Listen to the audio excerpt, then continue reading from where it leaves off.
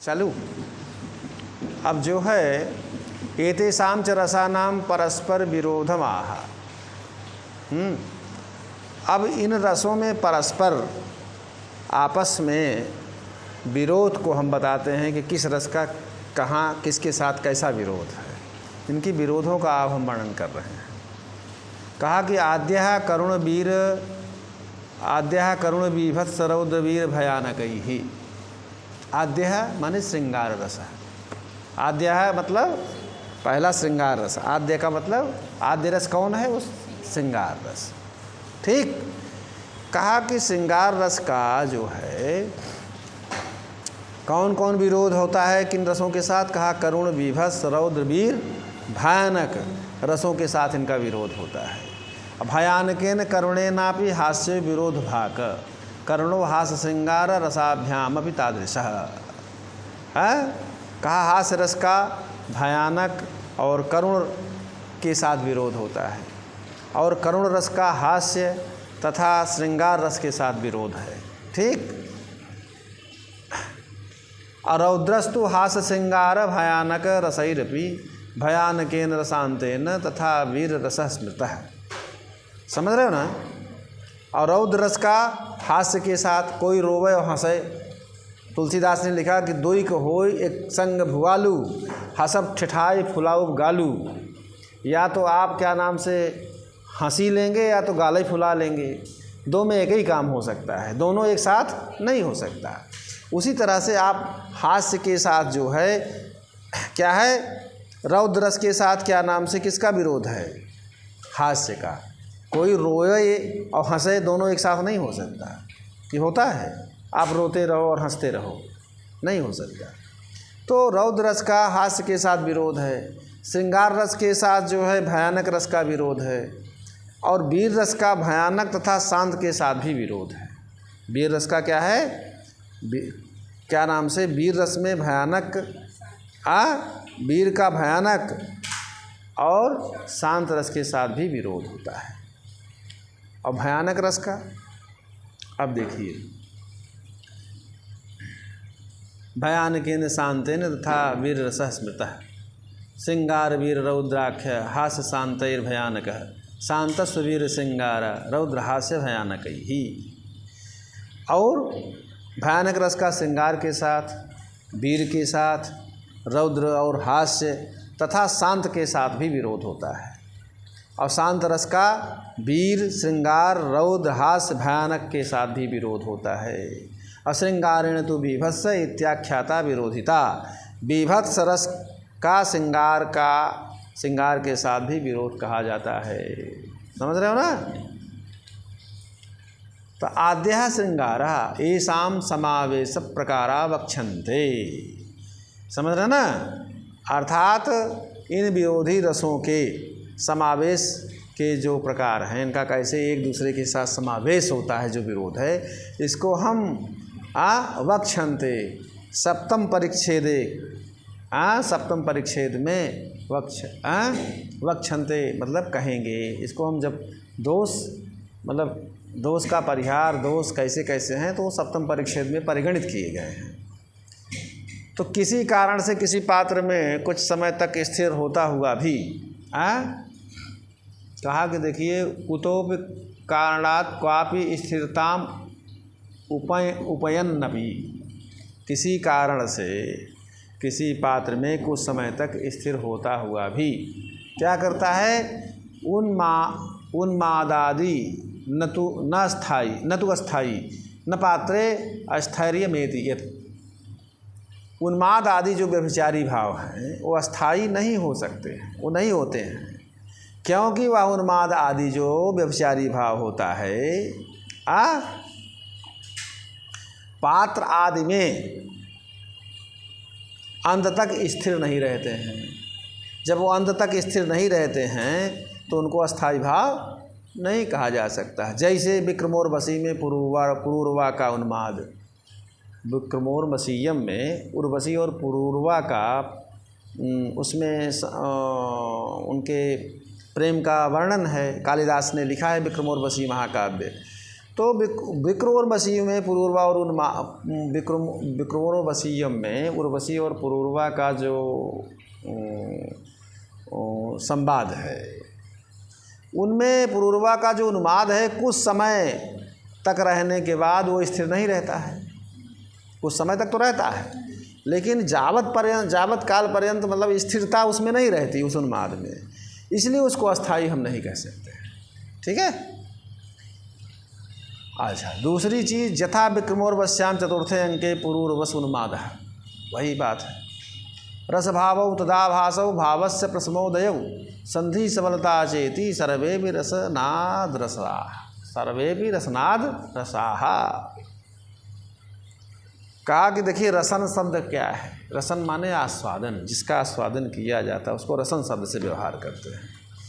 कहा कि रस के आस्वादन किए जाने वाले भेदों को बतलाते हैं। जो आस्वाद के प्रकार हैं वो कितने प्रकार के हैं?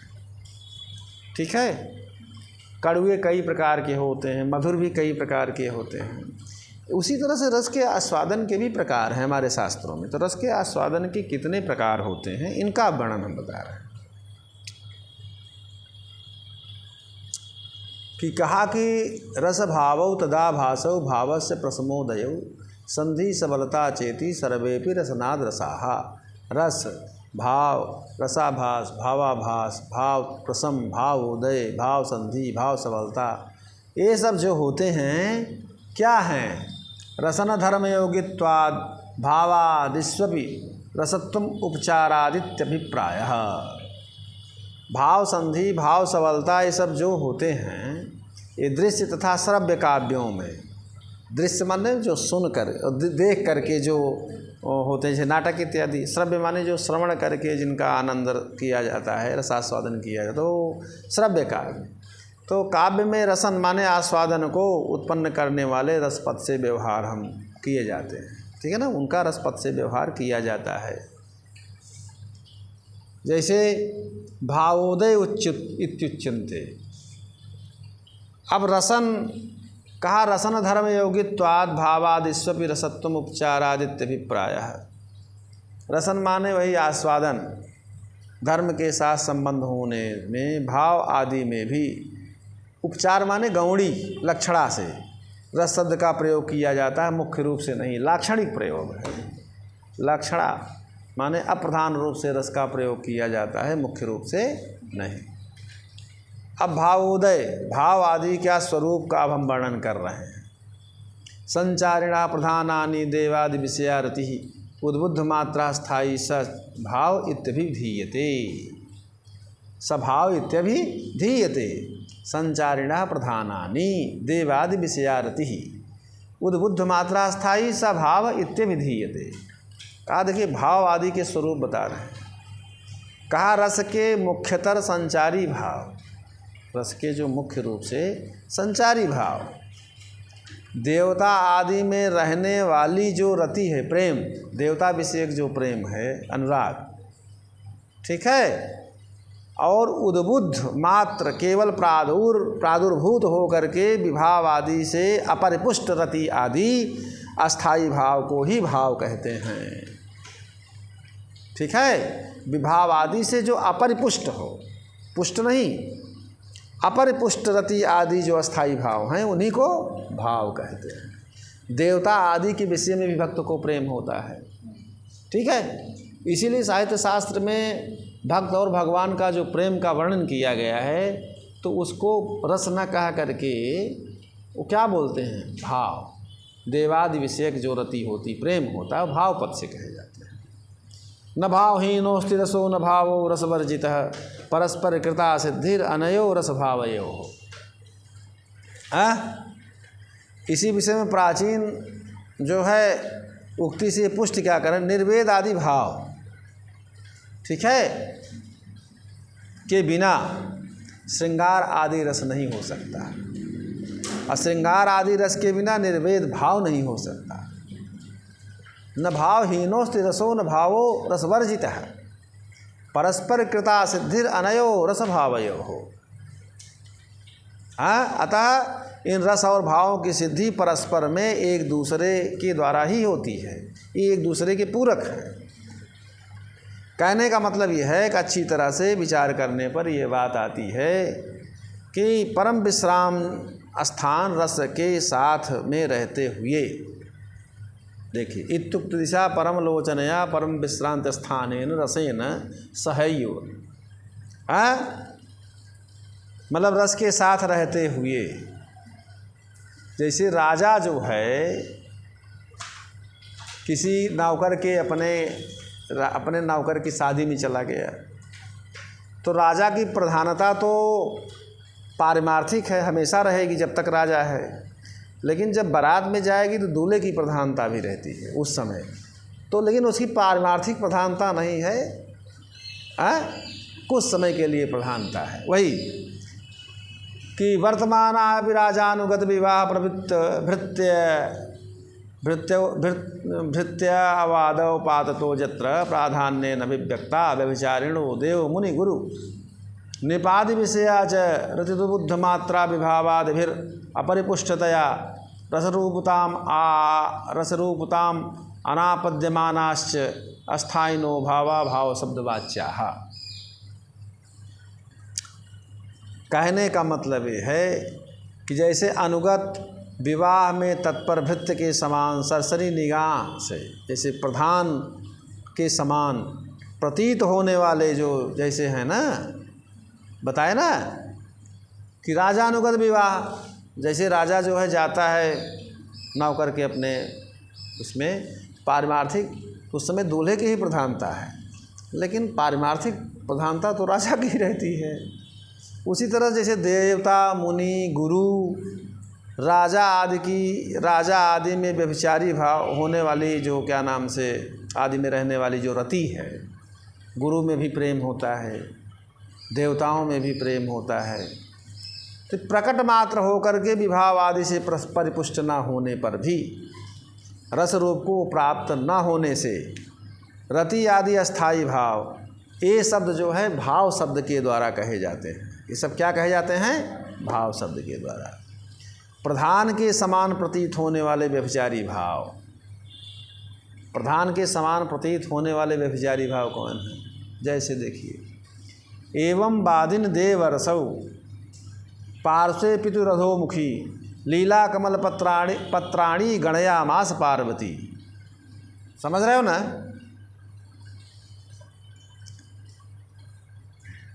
एवं बादिन देवरसौ, तो यहाँ पर कुमार संभवस्थम पद्य में तत् पार्वती याचनार्थम हिमालय सकाशे शंकर दूरत्वेन आगतस्य अंगरिशो वचनानंतरम पार्वत्या वहित्थाया वर्णनमिदम। जैसे कि देखिए,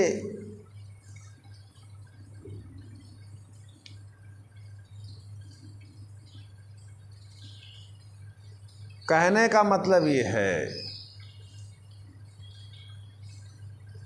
कि इसमें जो है जैसे कहा कि एवं बादिन देवर्षौ, अंगिरा ऋषि या नारद ऋषि वहाँ पर आए और पार्वती भी थी, तो पार्वती के समय शंकर जी से विवाह के प्रसंग की चर्चा जो है उन्होंने वहाँ हिमालय से की। तो पार्वती जब विवाह की चर्चा होने लगी तो कमल के पत्ते को लीला पर कमल पत्राणी गणयामास पार्वती, पार्वती उसको गिनने लगी नीचे मुख कर करके, पार से पितुरधोमुखी।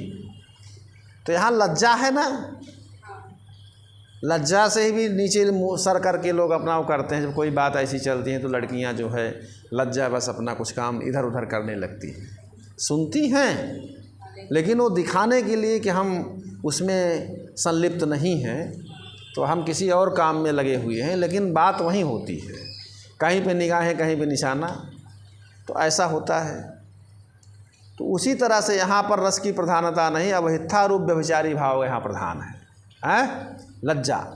जैसे शिव प्रसंग जात हर्ष सूचकस्य मुखरागादेर लज्जया गोपनम अवहित्था सा चा अधोमुख व्यंग लज्जया हेतुना लीला कमल पत्र गणन रूप व्यापारा शक्त्यात् झटित प्रतीयते इति तस्यायो प्रधानत्वं विभावादीनाम अपरिपुष्टतया श्रृंगार रसस्य अप्रधानत्वं।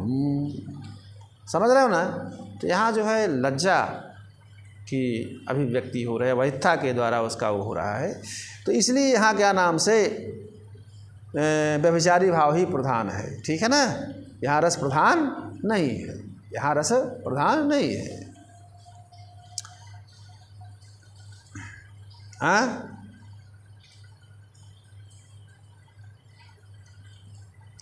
अब देखिए देवता विषयक रति, अब देखिए हाँ, देवता विषयक रति, भक्त को देवता विषयक भी रति होती, प्रेम होता है।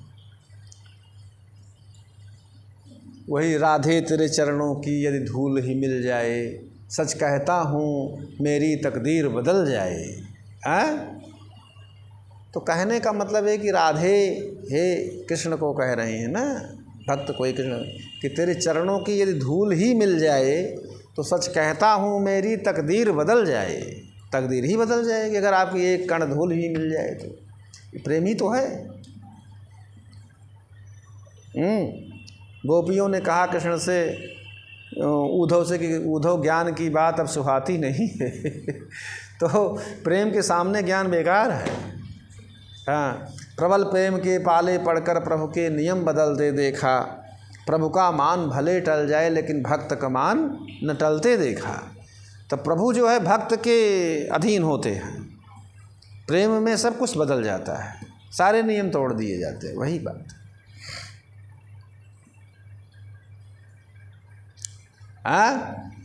तो देवता विषया रतिरेथा मुकुंद मालायाम, का देवता विषयक रति जैसे मुकुंद माला में भक्त हरि से प्रार्थना करता है। क्या करता है? दिव्य वा भुवि वा ममास्तु वासो नरके वा नरकांतकं प्रकामम अवधीरित शारदा अरविंदौ चरणौ ते मरणे भी चिंतयामि। समझे कि नहीं?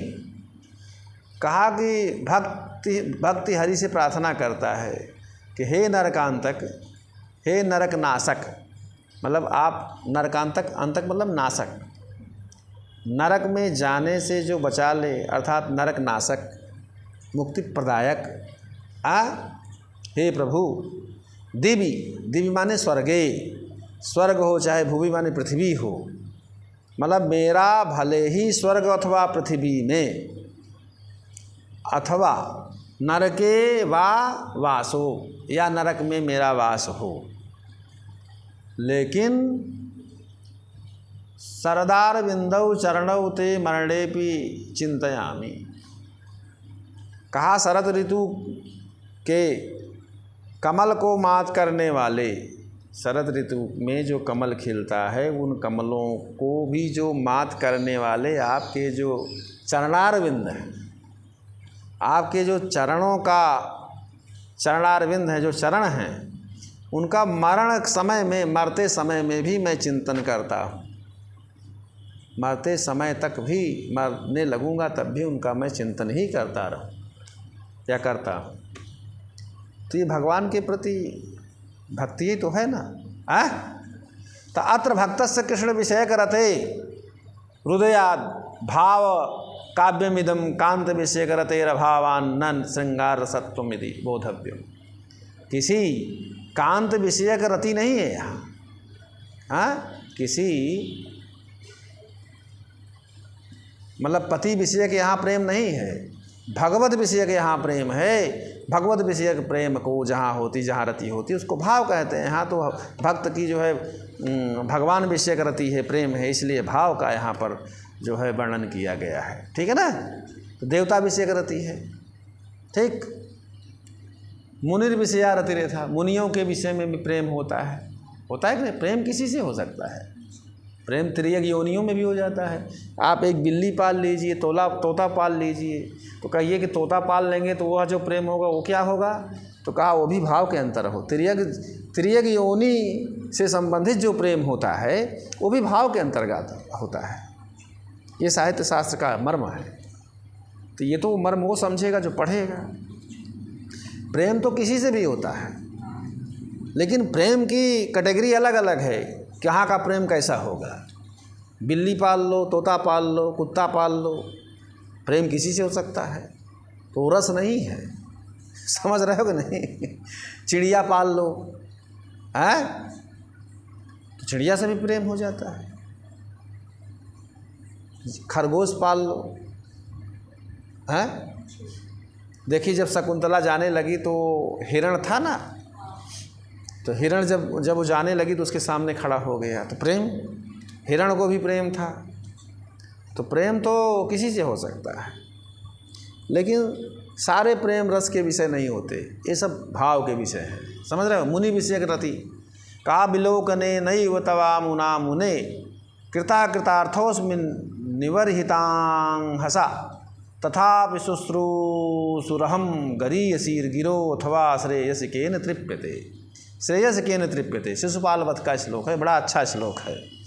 शिशुपाल वध में आए हुए नारद मुनि को भगवान श्री कृष्ण कहते हैं। नारद को देख करके भगवान श्री कृष्ण कह रहे हैं, समझ नहीं? शिशुपाल वध महाकाव्य से प्रथम सर्गस्थ पद्यमिदम, ये प्रथम सर्ग का है। तो नारदागमनानंतरम भगवता श्री कृष्णस्य उक्ति ही यम मुने निबर्हिता हसा निवारित पापेन अमुना एतेन तव भवतः विलोकनेन संदर्शनेन। कहा कि आपका दर्शन निरर्थक नहीं होता, ऐसे नहीं। लोग देखिए मेले में जाते हैं, तीर्थों में जाते हैं, वहाँ साधु संतों के दर्शन से भी पाप कटते हैं। इसलिए संत का दर्शन, तीर्थ का दर्शन ये बड़ा पुण्यशाली होता है, इसीलिए लोग जाते हैं। कहा कि नारद मुनि को देख करके भगवान श्री कृष्ण कह रहे हैं कि हे मुने, पाप को हटाने वाले आपके दर्शन से मैं कृतार्थ किया गया हूँ। अर्थात आपके दर्शन से मेरे जितने वर्तमान कालिक पाप थे या जितने प्रकार के पाप थे वो सब नष्ट हो गए। आपके दर्शन मात्र से ही मैं पाप मुक्त हो गया। आपका दर्शन इतना पुण्यशाली है कि आपके दर्शन मात्र से मेरे सारे पाप कट गए। कितना बढ़िया दर्शन, ऐसा दर्शन करिए। हाँ, और क्या हुआ? अच्छा, फिर भी आपको गौरवपूर्ण वाणी को सुनने की इच्छा करता हूँ। अभी तो आपका दर्शन किया हूँ, फिर भी आपकी वाणी बिना सुने मुझसे रहा नहीं जाता। आपकी गौरवपूर्ण जो महिमामयी वाणी है उसके सुनने की मेरी बड़ी प्रबल इच्छा है। गरीयसीर गिरोर और श्रेयस केन तृप्यते। दूसरी चीज़, श्रेयस माने कल्याण। कल्याण प्राप्ति के विषय में कौन व्यक्ति तृप्त होता है? कोई व्यक्ति कल्याण पाने से तृप्त होता है कि बस बस बस दूध पीने से तृप्त होता है, मलाई खाने से, लस्सी पीने से, भोजन करने से, सिनेमा देखने से, टीवी देख रहे हो, कोई देखते देखते आदमी उब जाएगा। लेकिन श्रेयस केन तृप्यते, तो आपकी गौरवपूर्ण वाणी सुनने की मेरी बड़ी प्रबल इच्छा है प्रभु महाराज जी मुनिवर। और कल्याण प्राप्ति के विषय में कौन सा ऐसा व्यक्ति है इस संसार में जो तृप्त कभी होता हो? अर्थात मैं अतृप्त ही, मैं आपकी वाणी को सुनने से मेरी तृप्ति नहीं हो रही, अर्थात मैं कितना सुनता रहूं ये मन ही नहीं भर रहा है। कितनी बढ़िया। तो यह देखिए,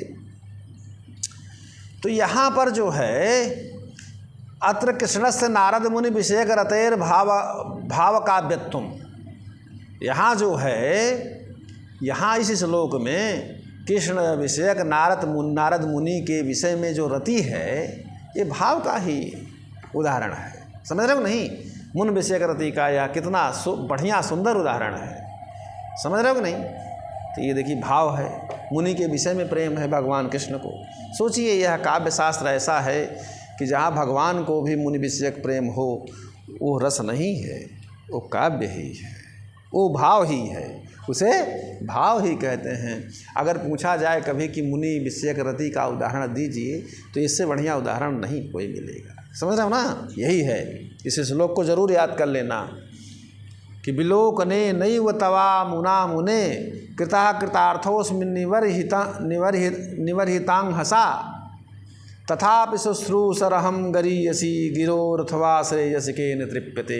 शिशुपाल पद के प्रथम सर्ग का 29वां श्लोक है ये। इसीलिए शिशुपाल वध महाकाव्य का अध्ययन जरूर करना चाहिए।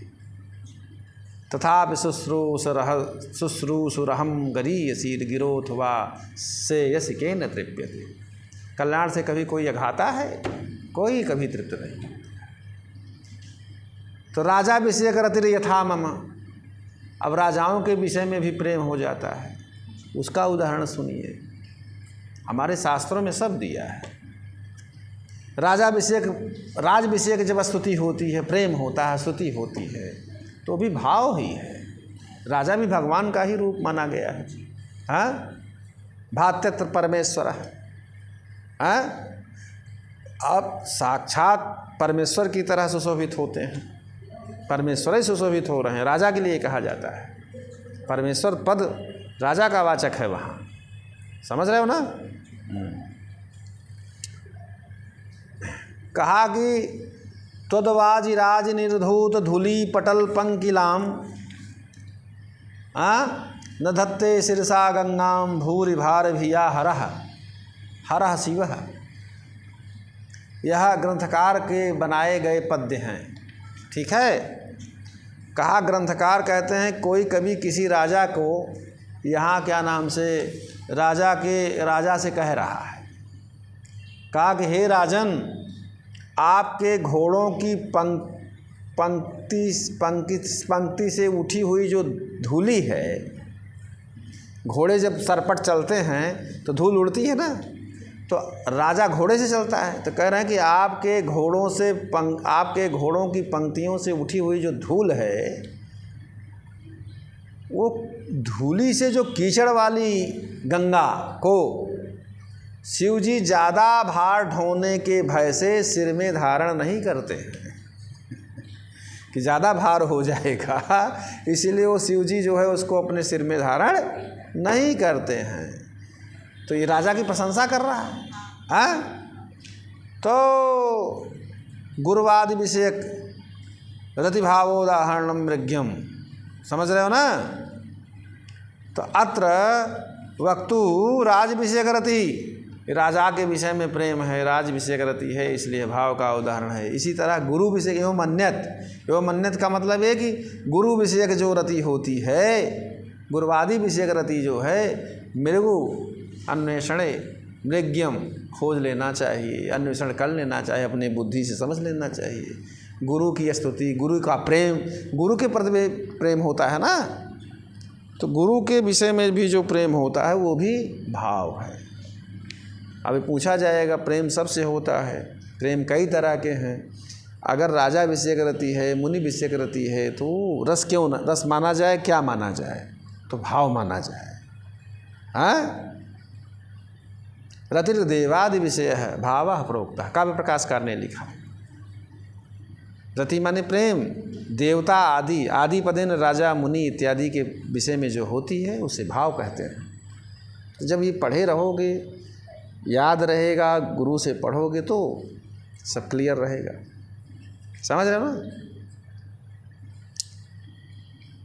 एवं मंदिर उद्बुद्ध मात अस्थायी भाव यथा। अच्छा, उद्बुद्ध मतलब होता है प्रकट, उद्बुद्ध माने प्रकट मात्र जो अस्थायी भाव का उदाहरण बता रहे हैं। हरस्तु किंचित परवृत्त धैर्य चंद्रोदया रंभैवाम्बुराशि उमामुखे बिंब फलाधरोष्ठे व्यापारयामास विलोचनानि। ठीक है, कुमार संभव का यह पद्य है। हाँ, तो कुमार संभव का यह जो पद्य है, तो बसंत के प्रादुर्भाव होकर के कामदेव के सरसंधान करने वाले, कामदेव के बाण होते हैं ना, कामदेव के सरसंधान करने पर शिव जी के धैर्य विचलन का वर्णन यहाँ पर किया गया है। हरस्तु किंचित परवृत्त धैर्यस, शिव जी के, और क्या, चंद्रोदया रंभैवाम्बुराशि, अम्बुराशि माने समुद्र, अम्बु माने पानी, पानी की रसिए जहाँ है, समूह है। तो कहना शिव जी ने भी चंद्रोदय के आरंभ में अर्थात उदय होने पर समुद्र के समान कुछ परवृत्त धैर्य हो करके, ऐसा कुछ धैर्य विचलित हो गया। समुद्र जैसे चंद्रोदय को देख करके समुद्र जो है विचलित होता है, उफान आता है थोड़ा, तो समुद्र के समान कुछ परवित धैर्य हो करके बिंब फलाधरोष्ठे उमा मुखे, बिंब फल के समान ओष्ठ वाले पार्वती के मुख में बिलोचनानी व्यापारयामास। बिलोचनानी शंकर जी ने, भगवान शंकर जी ने मुख में नेत्रों को लगाया। उमा मुखे, पार्वती के मुख में नेत्र अर्थात तीसरे नेत्र को भी लगाया, अर्थात उनकी तरफ गड़ा दिया। तो इसमें पार्वती में भगवान की रति अनुराग प्रकट मात्र है, ठीक है ना। पार्वती में भगवान की रति प्रकट मात्र है। अगर प्रेम नहीं होगा तो ऐसा कैसे करेंगे, लेकिन परिस्फुट नहीं है, लेकिन परिस्फुट नहीं है। अत्र पार्वती विषया भगवतो रति, पार्वती विषय के यहाँ भगवान की रति है। तो ननुक्तम, समझ रहे हो ना, तो ननुक्तम प्रपाणक रस वद विभावादि नाम एको एव भावो रस इति तत्र संचारिणः पार्थक्याभावात् कथम प्राधान्येन अभिव्यक्तिरित्युच्यते। समझ रहे हो ना। कहा यथा मरिज खंडादेर एकी भावे प्रपाण के उद्रेकः कस्यचित् क्वापि तथा संचारिणो रसे। कहा कि देखिए, व्यभिचारी भाव की प्रधानता में शंका उठाते हैं यहाँ। क्या कि पहले जैसे प्रपाणक शरबत देखी हो ना, शरबत रस की तरह विभाव आदि जुड़ करके एक आस्वाद होता है। विभाव, अनुभाव, संचारी भाव सारे मिल करके तब एक रस का आस्वादन होता है। जैसे खंड, मिर्च और केला, दूध, दही, मिश्राम्बू, ये सब डाल करके जब एक बनाया जाता है, एक विलक्षण स्वाद होता है शरबत का। उसी तरह से शरबत की तरह विभाव आदि एकजुट करके स्वाद होता है। कहा है तो उसमें संचारी भाव को पृथक नहीं कर सकते हो ना, किसमें कौन विभाव है, कौन अनुभाव है, कौन संचारी भाव है, इसको पृथक नहीं कर सकते हो। उस किसकी इसमें कैसे उसकी प्रधानता की अभिव्यक्ति होगी, यह प्रश्न होता है, यह प्रश्न होता है, ठीक है ना। पार्थक्याभावात् अलग कर देना संभव नहीं है। कथम प्राधान्य अभिव्यक्ति, इसमें प्रधानता की अभिव्यक्ति कैसे होगी। अब यह शंका होती, उसका समाधान करने। यथा मरीच खंडादेरे की भावे प्रपाण के उद्रेका कस्यचित् क्वापि तथा संचारिणो रसे। जैसे मरीच, मिश्री, खांड, केला, ये सब मिला करके सम्मिश्रण से एक प्रपारक शरबत बनाया जाता है। और कहीं पर किसी मरीच की अधिकता होती है, कहीं मरीच अधिक हो गया, उसी तरह आस्वाद में संचारी भाव का आधिक्य कहीं हो गया, तो उसी आधिक्य के बल पर इसकी प्रधानता यहाँ बतलाई जा सकती है। कभी कभी होता ना, जैसे सारी चीज़ बनती है तो कभी कभी मरीच चली अधिक, तो कहते मिर्च बहुत डाल दिए हो, तो अधिकता हो जाने से, तो उसी तरह संचारी भाव की भी कहीं अधिकता हो जाने से उसका हो जाता है, ठीक है ना। रस भाषा भावाभासौ, रस भाव और भावाभास किसे कहते हैं। बंद कर दें क्या, ठीक है।